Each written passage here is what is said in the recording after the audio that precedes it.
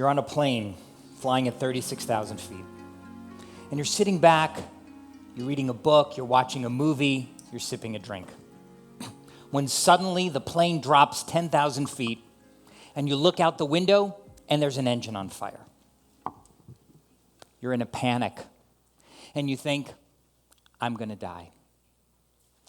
That's what it's like when you get a serious illness diagnosis. When the doctor says, you have cancer. The test shows that it's ALS. You have dementia. And while it feels like you're going to die, it turns out there's a lot that we can do to right the plane and get it to fly smoothly. Now, it's true, you won't be able to just sit back and read your book. You're going to have to become the co-pilot. And the plane may not stay aloft quite as long, and the destination may differ. But no matter how serious the medical news, there is always something that we can do to make the situation better. Even in the midst of chaos, there is hope. Over the past 27 years, I've cared for thousands of people who've received just this kind of really bad news.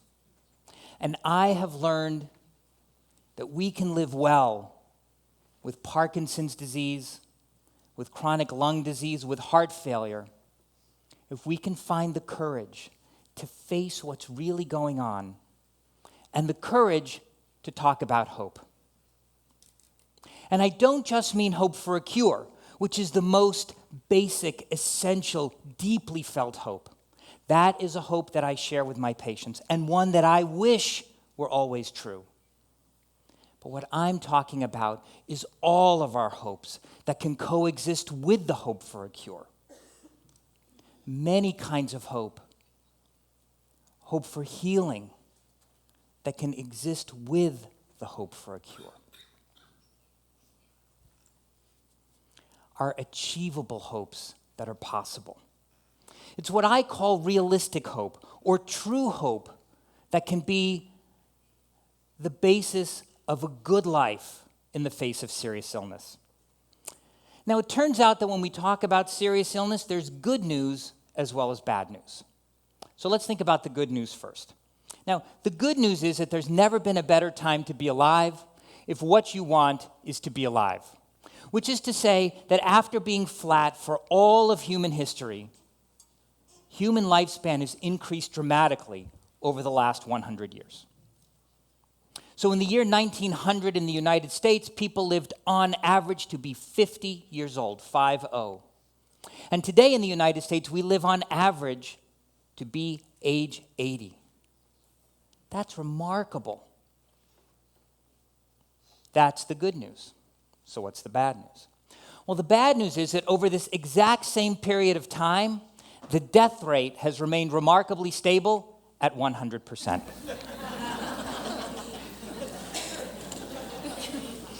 Now, of course, you didn't need me to tell you that. You already knew that. But what is less obvious is that while we will all live on average longer, it is also the case that we are likely to live for years or decades with serious illness, like heart failure, like cancer, like Parkinson's disease. And when that happens, it's like the plane is plummeting to the ground. The tendency then for people with serious illness, their loved ones, even doctors and nurses, is to turn away from what's really going on because we don't want to make the person we care about sad, and we don't want to take away hope.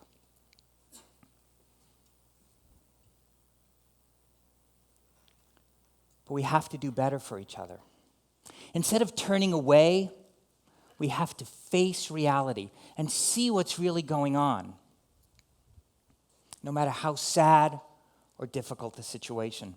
Because people with serious illness, they know what's going on. Just last week, I was working in the hospital, and I was taking care of Grace. Grace is a 61-year-old woman who had very advanced lung disease. And as I was about to go into Grace's room, her daughter stopped me. And she said, Dr. Pantilat, whatever you do, don't tell my mom she has cancer. And I could feel the love and caring that motivated that request. And then I thought to myself, wait a minute, what does your mom think she has? I mean, she's been coming to the UCSF Cancer Center for the last 3 years. And there's this huge sign on the outside of the building that says Cancer Center. And she can read. When you're sick, you know it. When you have a serious illness, you know what's going on. When you get weaker, you know. When your family gathers from the four corners of the earth, you know. Now, I get it. It's out of love and caring that we want to avoid reality, right? We don't want to make the person we care about sad or take away hope. And I understand the worry that talking about what's really going on will take away hope. But in my experience, it doesn't work that way. Because hope is an essential and fundamental part of the human experience. Hope is a positive emotion, like love and awe and gratitude and joy. It helps us feel better. Hope is durable and powerful and essential, even in the darkest of times. In fact, hope is the antidote to sorrow and despair. So instead of turning away, we have to face what's really going on. And we have to have the courage to see what is really happening. That's how we can express true love and caring for our loved ones. Because courage means doing what is hard even when we're afraid. And it's precisely in that moment when the plane is hurtling to the ground and we're afraid of dying, afraid of the future, afraid of what's going to happen, that we have to find the courage to face reality and talk about what's really going on with kindness and with empathy and with compassion and with love. Now, part of the problem is that we in healthcare, we often make it worse because we can't see what's really going on. So a few years ago, I took care of Helen. Helen was an 86-year-old Chinese woman who had very advanced dementia. She was living at home with her daughter, and she was receiving hospice care. One morning, Helen's daughter came into her room to find her breathing only 4 times a minute and moaning softly. Helen was dying. Helen's daughter panicked, and as sometimes happens, instead of calling the hospice, she called 911, the ambulance. And the paramedics came, and they whisked Helen off to the emergency department. And when Helen's daughter arrived in the emergency department, the doctor pulled her aside. And he asked her, "Would you like us to do everything possible for your mom?" Now, what do you think she said? Yes, of course. I mean, can you imagine? You go to the emergency room and the doctor says, "Would you like us to do everything possible for your mom?" And you say, "You know, for my mom, half would be plenty. You know, don't knock yourself out. She's a quitter anyway." It's just a terrible question because there's only one answer that may not be the right answer. So, of course, Helen's daughter said yes, and the emergency room doctor calls the ICU team, and he calls the medical team to come down and take care of Helen. They're going to put a big IV in her neck, a tube down her throat, antibiotics, x-rays, draw blood. It turned out on that day, one of our palliative care doctors happened to be on call for the medical team. And he heard the story, and he raced down to the emergency room, and he beat the ICU team to the emergency room, because sometimes in palliative care, you have to be fast.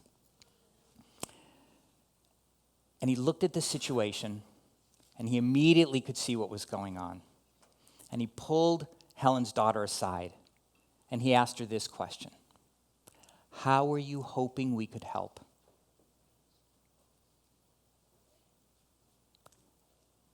And Helen's daughter held up a shopping bag.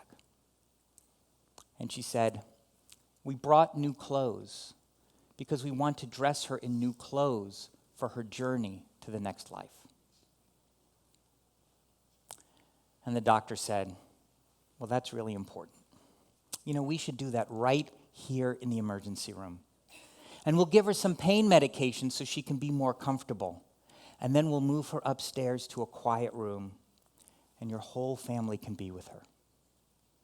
And Helen's daughter said, yes, thank you. And that's what happened. Because the doctor had the courage to see what was going on, to name it, to ask about hope, and then to act on it. Now, it may seem counterintuitive, but so much of my work as a palliative care doctor is talking about hope. So, what is palliative care? Well, palliative care is medical care that is focused on improving quality of life for people with serious illness. And you can learn everything you need to know about palliative care from just one study. In this study, they enrolled 151 people with metastatic lung cancer that had spread out beyond the lung and that is not curable. All the people in this study received state-of-the-art chemotherapy. And at the time that this study was done about 10 years ago, people with this illness lived on average for 9 months with treatment. So all the people received state-of-the-art chemotherapy. Half the people were then randomly assigned to receive palliative care in addition to and alongside chemotherapy. So what did they find? They found that everything good that we want to have happen to people happened to those who received palliative care in addition to chemotherapy. They had less pain, they had less shortness of breath, they had less depression. And in addition, on average, they lived longer by 3 months. A year compared to 9 months for those people who received only chemotherapy. I like to say that if palliative care was a drug, everybody would get it. And if you'd invented that drug, you would be a billionaire. Now, today we have better treatments for lung cancer and many other illnesses to help people live better and longer. But the basic truth remains that palliative care helps people with serious illness live better. And if you or someone you love has a serious illness, you should ask for palliative care. And don't take no for an answer. If the doctor says you're not ready, you have to insist.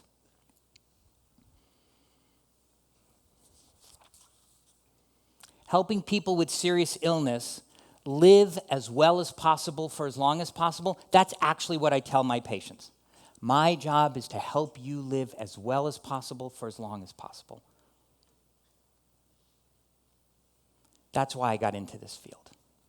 And for the longest time, I would have told you that my own personal experience really had nothing to do with the work that I do. You see, when I was 28 years old, my father died suddenly of a heart attack at age 54 on Valentine's Day. And for the longest time, I would have told you that that had nothing to do with my work. I mean, how could it, right? He died suddenly, and he had no opportunity to receive palliative care. And I was talking to a friend of mine about this. She's also a palliative care doctor. And she said, oh, Steve, I think that has everything to do with your work. I mean, sure, your dad died suddenly, and he had no chance to get palliative care. But for people who are seriously ill, who have the knowledge of their illness, you want to make sure they make the most of their time. That's why you're in this field. And I've learned that the way that we can make the most of our time is by talking about hope. In fact, I think hope is so important that I call it the golden question. When you think about the future, what do you hope for? It is incredibly simple, but so powerful. A few years ago, we were caring for Mary. Mary's a 72-year-old woman, and she had an illness called interstitial lung disease, which is a chronic, progressive scarring of the lungs. It is incurable and usually leads to death in about 2 years. Mary was in the intensive care unit in our hospital with a pneumonia from which she was not going to recover. So one day on rounds, we're there, the palliative care team, the ICU team is there. I said, we need to go in and we need to ask Mary about what she hopes for. And the ICU doctor looked at me like I was crazy. He said, Steve, have you seen her? Have you seen how sick she is? There is no hope. I said, well, we'll see. So we went in.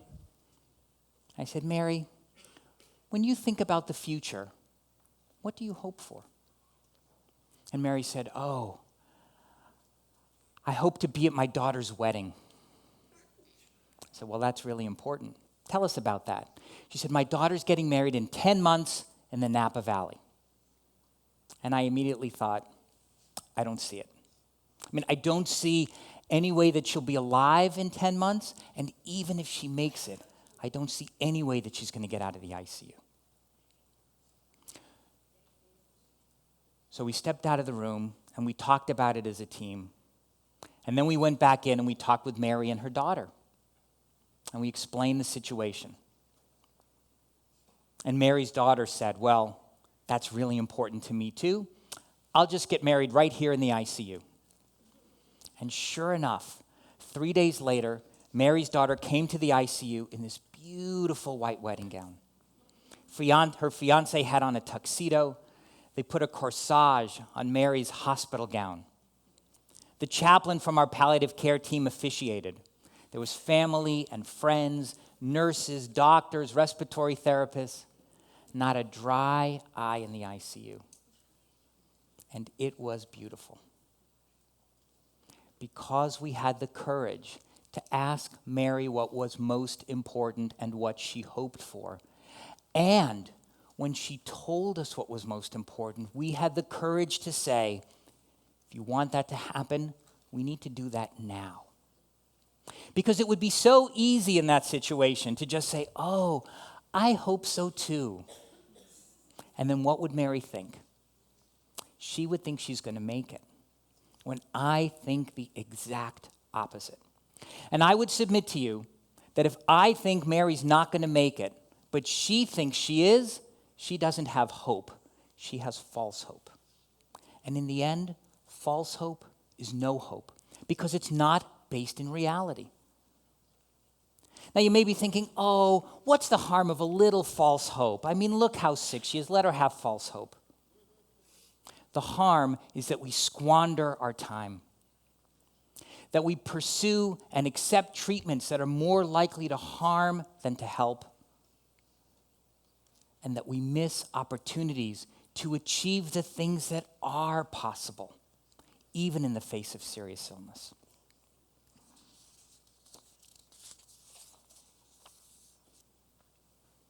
We have to be in the realistic hope business, the true hope business. Because while we may not be able to achieve all of our hopes in the face of serious illness, there are many hopes that we can achieve. Visit our hometown, see our best friend, finish a book, make a quilt for our as yet to be born grandchild. And know that we can experience joy and awe and gratitude and love, even in the face of serious illness.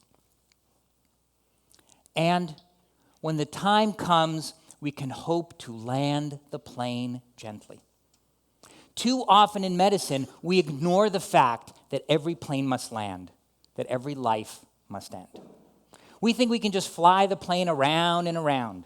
and the fuel gauge is going down, and we're just flying the plane. And then one engine goes out, and we're still flying the plane around, and suddenly we're out of fuel, and the plane crashes and burns on the ground. How much better to savor the flight, and when the time comes, to land the plane gently. How can we do that? We can do that by talking about what matters most to us. By having the courage to face reality and to talk about hope. Because while we may not be able to achieve all of our hopes, we have to remember that at any time in our lives, we want to remember that it is our hopes that makes us who we are. Our hope that reminds us of what's most important, and that hope never dies. Thank you very much.